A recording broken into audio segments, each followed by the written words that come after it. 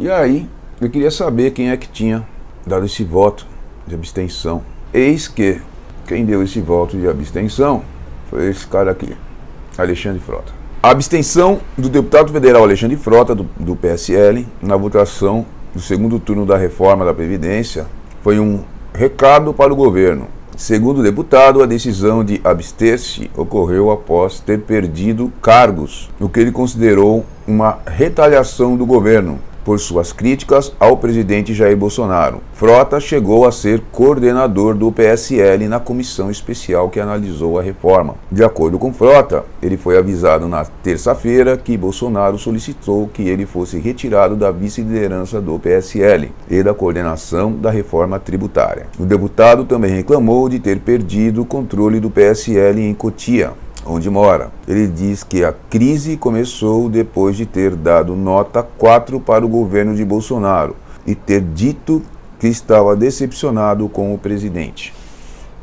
Não, senhor Alexandre Frota, isso não foi assim não. Não é uma retaliação porque ele deu nota 4 ao governo, mas tudo que ele vem fazendo desde que ele não conseguiu aparelhar os órgãos de cultura do governo federal. Logo no comecinho, aí ele já começou a se rebelar. Mas até então ele falava bem do presidente Bolsonaro.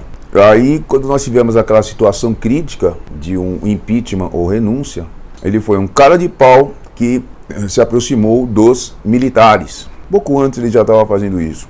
Falou, vamos isolar o presidente Bolsonaro. Aí eu também me junto ao Rodrigo Maia. Mas ele achou que ia derrubar o presidente Bolsonaro. Mourão, que adora uma imprensa, adora uma mídia, né? Se ligou uma câmera, ele já começa a passar batom, arrumar o cabelo para poder aparecer. E o Santos Cruz, que depois ele se encostou nele, que era o dono da verba, na cara de pau. E aí os ataques foram se sucedendo. Um dia ele ficou aí com ciúminho, ou se achou menor, né? Porque ele tem que ser o maior.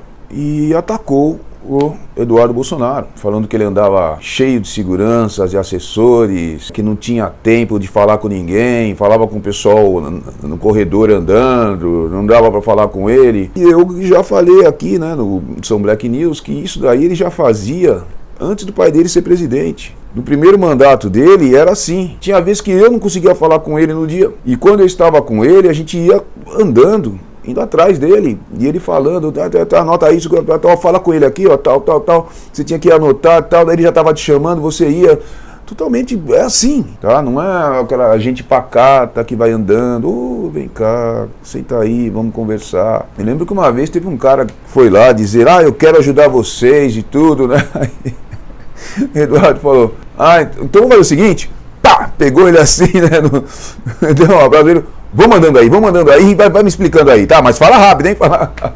Isso porque o cara foi lá oferecer ajuda. Ele tinha compromisso e atacou o Eduardo, que respondeu, na mesma altura, o chamando de caroneiro. Ficou furioso com isso, o Frota, porque ofereceram para o Eduardo a presidência do PSL quando saiu o Major Olímpio. Frota falou, opa, agora eu vou pegar a presidência do Estado. E foi pro Eduardo. Aí ele ficou furioso. E depois vieram outros ataques. Não dá para continuar assim. Não dá para o Frota, de repente, chamar o Nhonho de meu presidente. Tudo bem que ele é presidente da Câmara dos Deputados e ele é um deputado, mas não era isso que o Frota estava dizendo. Ele estava dizendo que para ele o presidente é o Rodrigo Maia. Nem para chamar de primeiro-ministro, né? Para vocês verem que o Frota não sabe porcaria nenhuma.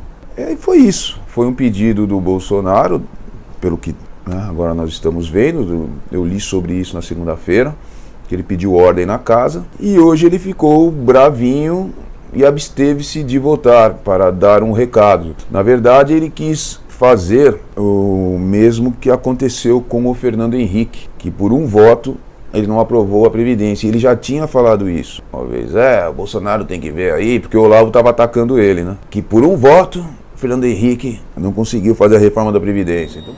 Não esqueçam que essas pessoas que estão lá são pessoas do PSL, são deputados e uma senadora que vão votar a favor do Bolsonaro, a favor das emendas.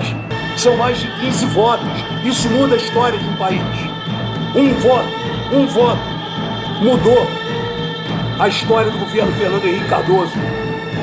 Por causa de um voto. a reforma da Previdência não foi feita. Então vocês estão vendo que ele já naquela época lá, né, do PSL chinês, já estava ameaçando o governo. Ele achou que ele ia chegar e ia colar nas castanhas do Luciano Bivar e que o Luciano Bivar, junto com o Rodrigo Maia, tinha mais poder do que o presidente. Só que quem fez o PSL foi o presidente Bolsonaro, que aliás tinha feito o Partido Patriotas, queria sair pelo Patriotas. Todo mundo se filiou ao Patriotas. Aí quando descobriram lá que ele podia tomar uma rasteira, ele saiu e foi pro PSL. Todo mundo foi pro PSL. De 4 deputados, eles foram para 54 deputados. É a segunda maior bancada. E de repente o presidente Bolsonaro diz: ou põe ordem na casa, ou eu saio do partido. O que o Luciano Bivar quer? Manter o Alexandre Frota ou manter o presidente da República? Eu vou até colocar aqui um...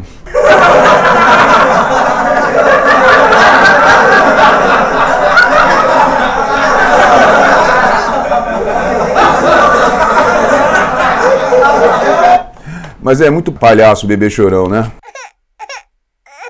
Se ele tivesse andado na linha, ele estava muito bem no governo, sem essa ganância de querer fazer política velha, que foi o que ele quis fazer. Entrar no governo, se eleger, depois aparelhar tudo. E não conseguiu. E aí atacou, achando que as atitudes que ele tinha na época de artista, né, que ele brigava, fazia, e a imprensa ia atrás, e ele conseguia tudo que ele queria, ele achou que ele fazendo o que ele fazia naquela época, que ele ia conseguir na política. Se fizerem isso, eu vou dar uma coletiva. Quando falaram que iam mandar para o Conselho de Ética, ele falou: manda para o Conselho de Ética que eu dou uma coletiva e metade do PSL sai. Agora nós estamos vendo, perdeu liderança, perdeu cargo, porque achou que mandava no presidente da República. E também achou que ia passar a perna num ratão como Luciano Bivar.